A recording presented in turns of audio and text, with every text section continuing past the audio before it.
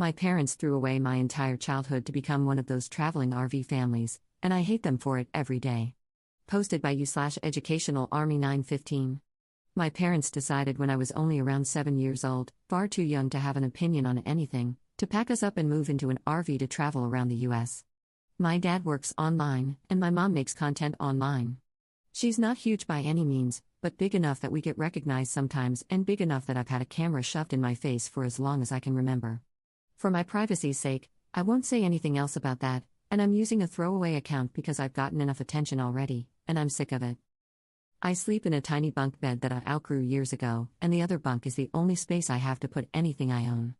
I don't even have a room, just a curtain, and thank God I'm an only child, or else I would have to share the small space I already have. I was homeschooled for most of my education and then switched to online school at my own insistence for high school. I'm an 18-year-old girl. I don't have a single friend in person because the longest I've ever stayed anywhere is a month. I don't have a job and no way to get one because I'm not stationary, unless I find one online, which also means I have no way to move out and get away from them. I've had conversations with them about all of this countless times, and they are so delusional and genuinely believe that a nomadic existence is the best way to live, so why would I ever need anything else? I hate them for treating me like some pet they can just drag along in their plans rather than their child. I hate traveling, I don't like heat, I hate dealing with bugs, and I'm so sick of hiking. I can't wait for the day that I finally figure out a way to get away from them, their morning hikes, and cameras in my face. I've traveled around the US, yeah, but God forbid I want to have a normal life, go to college, or maybe even make some friends. That's asking too much. Update 2 weeks later. Hello, barely over a week ago, I made a post talking about my very negative experience living in an RV with my parents for around 10 years now. Despite it being such a short time since I posted, a lot has changed for me. I don't know how many people here would be interested in an update on my situation, but I know quite a few were very concerned and would probably appreciate one, so here it is. Also, fair warning, this is a fairly lengthy post, I have a tendency to ramble. I had a lot of people give me really helpful advice, resources, and even offers to help personally, some being questionable, admittedly, but the majority being genuinely concerned and wanting to help. I very much appreciate that. It was slightly overwhelming, to be honest, and I ended up not responding to a lot of people, so you'll all have to forgive me for that. But even if I didn't respond much, I have been researching a lot of the information people gave me. Something that stood out to me was people asking if I had any family I could stay with, to which I had to respond, not that I know of, because I don't have anyone on my dad's side of the family, and my mom has strictly no contact with hers. I did not know if they were alive, if they cut her off, if she cut them off, or even any details about them, and my mom had never wanted to talk about it. What little information I did have was my mom's maiden name, which is pretty uncommon, and where she was born. In terms of trying to find family, that can actually get you surprisingly far, I've come to realize. I've always had a slight hatred for the internet because I never had a choice in my life being public knowledge, and I know that once something is out there, it's out there. But for the first time, I'm actually really grateful for the internet. I was able to find some information on my mother's side of the family and, specifically, was able to find my grandma's Facebook account, though it did take some effort. After a lot of stress over how to approach messaging her, or if I even should, as well as considering the potential outcomes, I messaged her, explaining my mom's life, who I was, and my situation. I won't go into details about why my grandma and my mom are no contact because that is not my story to share, but my grandma was appalled that she had a granddaughter she didn't even know about, especially considering the way my mother raised me. I found out I have an aunt and an uncle, both of whom my grandma told about me and my situation. I've been in pretty much constant contact with all of them since, just learning about each other. All of them want to help me get out of this living situation with my parents, and luckily, with me being 18 now, it's actually possible. Again, I don't feel entirely comfortable going into details, but I have arrangements to stay with my aunt, who lives in a big city on the West Coast that has a lot of potential opportunities for me to start college or whatever I see fit, which I'm happy to announce I do plan on figuring out. My uncle has kids, but my aunt lives on her own and has a spare bedroom, which she has no problem letting me stay in for as long as necessary. I have a train ticket scheduled and purchased by my aunt and enough money to get to the station.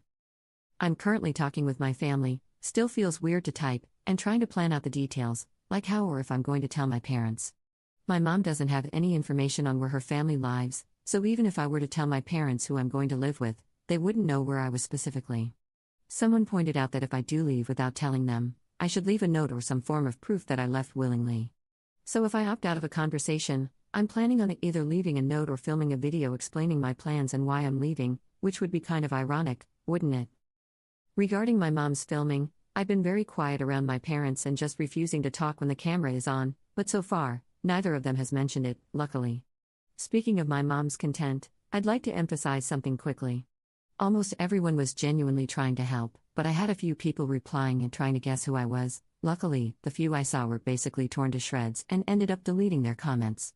I also had a few people message me privately, trying to guess my identity, which, at least, wasn't public, I guess. While I understand the curiosity, I posted anonymously with very little personal information for a reason. As I stated in my previous post, I have gotten enough attention, and I'm very much sick of it. I would really appreciate it if you all could respect that. Even if you think you might know who I am, please don't make public guesses and understand that I don't want this to become even more public information tied to my name. Very long story short, I have set plans to leave, as well as a safe place to go with my aunt once I do, and I very much appreciate how many people have been so willing to help. If you had told me not even 2 weeks ago that I would not only have a plan to move away from my parents but also have contact with family members I didn't even know existed, I don't think I would have believed it. I'm currently not planning on making another update post, but I wanted to let anyone who was concerned about me know that there's no need to worry. Genuinely, thank you. Relevant comments. Commenter. You're willing to walk away from your life and leave a note behind before letting her explain herself? I'm unhappy about the life you've had, and I have sympathy for your upbringing, but unless your parents have actually abused you, abandoning them and believing everything your new family says is pretty messed up. Do you hate your mother? You are free to leave at your age, but this is extreme. I'd go into shock if my kid up and left, even at 18, and even if they told me there were problems. I'd feel incredibly betrayed if my child left like that to be with family I'm no contact with. If you can't get any explanation for why your mother doesn't talk to them, maybe you aren't able to tell if they're lying to you. You know your social skills are lacking, you're going to tell them whatever they want to know, allowing them to hurt your mother even more. I couldn't forgive my child's betrayal like this, though I would always love them.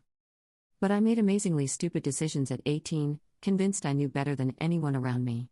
As an adult, I only have relationships with 2 or 3 family members. My mother hasn't seen me or my kid in years and years. Maybe that will be you? You will definitely have a different life.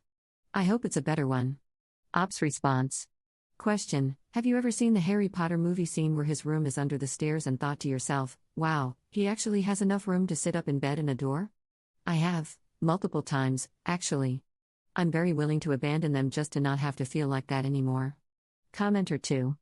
Be careful, you don't really know your mom's family. I know it seems like a way out. Just be careful. Ops response. I absolutely will be. Why my mom isn't in contact with them makes total sense, and none of it was their fault, plus, they were able to send me evidence of that. But despite that, I definitely don't know them personally yet. My train out isn't scheduled immediately or anything, and I'm going to continue talking with them until then, but they do seem to be genuinely concerned and trustworthy. Plus, my aunt, who I'll be staying with, seems super nice, and we've already figured out that we have certain things in common. Second update 2 months later. Hello, it's been a while, and I wanted to check in on here to hopefully give a few people some peace of mind. In my last update, I explained that I had gotten in contact with my mother's side of the family and had a place to stay. I can proudly announce that I did it. I'm in a safe place now, completely away from my parents, with absolutely zero contact. My aunt is an absolute angel, truly. She's so kind, and that's not even including my grandma and uncle. When I first got here, my aunt and grandma took me out on a little shopping spree. They bought me clothes, decor, and furniture for my room, because I have one of those now, and honestly, anything they thought I would need. My uncle introduced me to my cousins. He has a younger son and a daughter who's very close in age to me, and I'd say we've become friends. I've been able to go out and do a lot of fun little things with her.